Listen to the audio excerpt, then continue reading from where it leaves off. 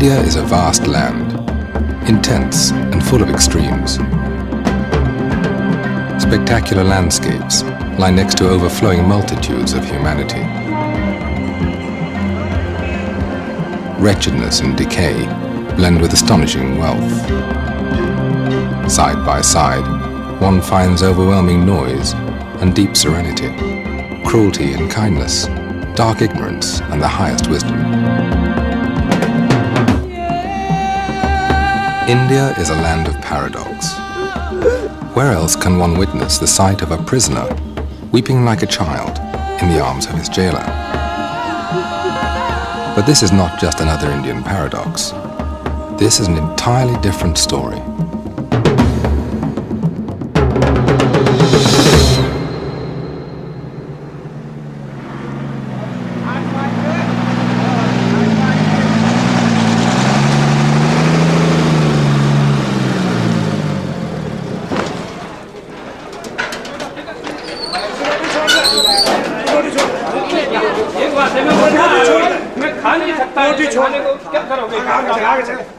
देखो खाने की तलाशी करने में बुढ़ा आदमी मैं खाने तक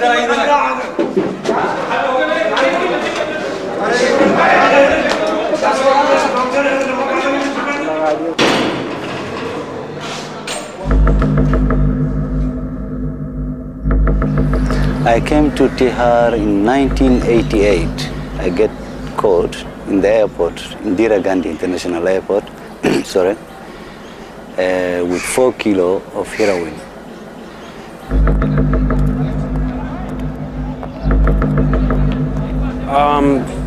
Put here on NDPS charge for allegedly possession of some charas.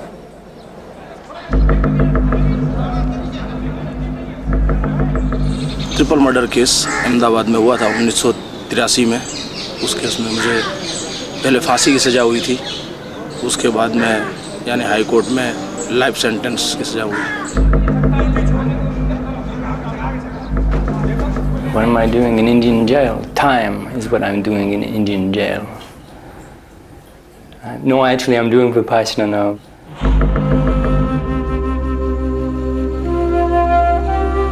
We are all prisoners, undergoing a life sentence, imprisoned by our own minds. We are all seeking parole, being hostages of our anger, fear, desire. Is there anyone who doesn't crave at one point or another to take something that is not his? Is there anyone who doesn't wish, at least once, to hurt the one who hurts him? It is a thin line that separates us from these people who stare at us from inside this cage. The same things that do not go beyond the threshold of our thoughts have crossed, in their case, the threshold of action. But still, we are alike. Inside our heads, we're all potential criminals.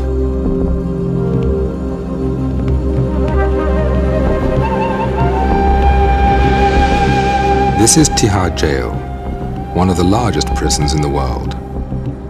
10,000 people are imprisoned here.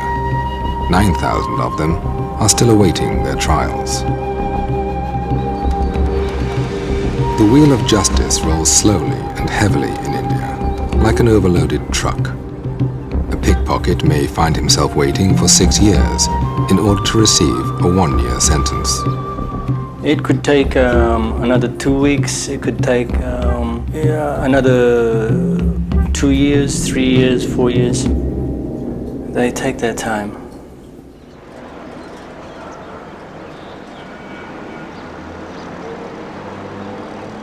Located in suburban New Delhi, Tihar is India's best-known high-security prison. Due to its large population, it is divided into 4 separate jails. For decades, Tihar was notorious for its inhuman conditions. It was branded a veritable hell.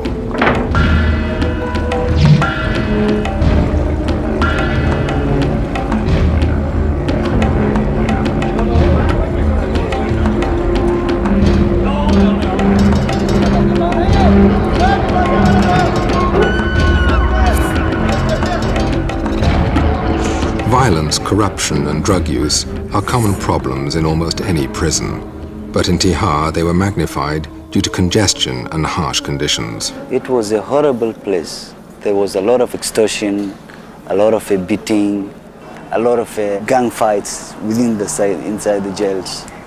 There was a lot of problems, many problems. The combination of 1,000 convicts, along with thousands still awaiting their trials, had created a hierarchy of power and an explosive atmosphere. There are massive more under trials than there are convicts. The few can control the many. Take from the under trials. Convicts used extortion, and you beat a few people up occasionally, and the many will come across with a few rupees here, a few rupees there, you know. The inmates, they're not being themselves. I mean, this a macho image, I mean, tough, aggressive. You know, you get a few thousand macho people together, you know, and that's a lot of aggression, you know, and that's a lot of controlling, because this is prison, that's a lot of controlling to do. So I've understood when I first came here myself that sometimes the stick had to be used. But you have a point where you don't go beyond. The jail staff were trained under the old tradition of oppression, isolation and punishment. They believed that if the prisoners were made to suffer, they would not commit crimes after their release for fear of being sent back to this hell. But they were wrong. In Tihar, prisoners were specializing further in crime. I'm here now about 13 months. I was taking some heroin from Kathmandu to Toronto via the airport in New Delhi. I was searched in New Delhi and I was brought here. David is one of the foreign inmates kept in Tihar. Everybody is a legal expert in Tihar jail. Everybody knows all the ins and outs of the Indian system. It just so happens some of them will be here for 6 or 7 years maybe, but they'll tell you how to get out. With this record, Tihar was hardly the place to expect a breakthrough in prison reform. And yet, this is exactly what happened.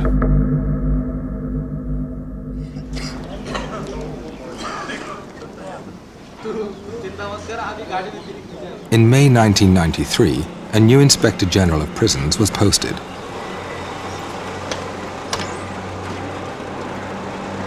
The new IG was Kiran Bedi, a little woman with a big reputation and an even bigger vision.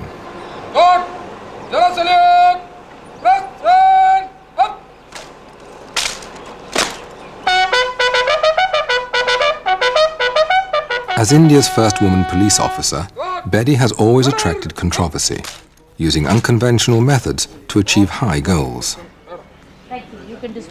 To me, she's a magnificent woman. She's got integrity, she's got very high morals, and she certainly has ambition. She's been everything from a tennis star to a notorious policewoman who used to tow away dignitaries' cars from towaway areas. That's where they called her Crane Betty. I vividly remember the day when she was to join. We have a meeting for 1.5 hours, and that meeting she only made us clear there is a very thin thread between us as officers and those inside. We have also made blunders in our life, but thank God we are not inside. Unfortunately, they are. Right from the start, Betty told her staff that she intended to turn Tihar prison into a place for personal development, an ashram. I started to share with them my vision of a prison. I held my meetings, first of all told them that you're going to work as a team, work as a family. Asking them, are they aware of what their whole job priority is? What are they meant for? Are they here as watchmen or are they here for a larger job? Ever since she took office, she did a lot of a transformation. She's a person who solves problems. If you cannot solve a problem, that you are part of the problem yourself. We kept using a lot of love and care, actually giving them love and care. I allowed them books, canteen facilities, better medical care, clothing, radio, outside visitors. Before we were regarded here as, I don't know really it's beyond description of the words. She showed us that we are human beings. And therefore, we deserve to be treated as human beings. I've talked to them, I've shared with them, I've read with them, I've laughed with them, I've sung with them, I've even danced with them. is to make them feel as normal as they should be feeling. Why? Because after all, when they're going out, they have to go into normal society. So how can I keep them bottled up here and expect them to be normal when they're going out? I must release them as normal human beings, and if possible, even better human beings. This is a general feeling that those who have done some crime, they should be punished. This is fine, they should be punished. But after punishment, what? They will not live in jail all through their life. They will come out in the society, and if they are not reformed, they will commit more crimes. The atmosphere in Tihar had improved, but Betty knew that all material solutions are always partial solutions. She was seeking a deeper change. Human mind needs its own food. Human mind needs positivity. Human mind needs some higher thinking. So this was all I knew, because that's what my mind needs. Many of them did not know the way to change. They are ready to change. They said, we want to change. But how? They have no skills to handle their problems. How do I give them skills to handle themselves? What do I do? I was absolutely like a fish out of water. Where do I go for a magic? Who will come to this prison to counsel? Who will provide the psychological food? I was just looking for an answer. And I got an answer. The answer came, unexpectedly, from inside the prison. One morning, Betty was doing her daily rounds. A young jail officer approached her and told her of an age-old teaching called Vipassana. I was walking the prison and one officer, Rajendra Kumar, came to me. Said, "Madam, you're looking for an answer? I have the answer." And what is the answer? There is a technique which change all. I also do a work of Vipassana meditation, and it changed a lot in myself. I was a very angry man. I would be horrible as a person, but I went for Vipassana and I'm a different person. Madam, if you don't believe me, ask my family, ask my colleagues. If you introduce this course in jail, so it will help all the inmates. They will get rid of their sufferings. And she immediately told me, "You give me address." So he gave me the address of Mr. Ram Singh. I wrote a letter to Mr. Ram Singh saying, "Could I have you visit my prison?" Exactly still not knowing what Vipassana stands for. What Kiran Bedi also did not know was that this technique had previously been tried in Indian prisons.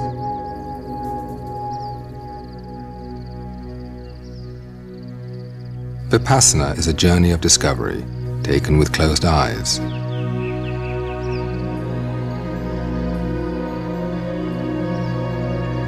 The goal is not simply to satisfy the traveler's curiosity, but to get transformed by the journey and start living a better life. Vipassana means insight, to see things as they really are, in their true nature. It is an ancient meditation technique discovered 25 centuries ago in India by a man named Siddhartha Gautama, known as the Buddha. The records from the Buddha's time tell remarkable stories of serial killers changed into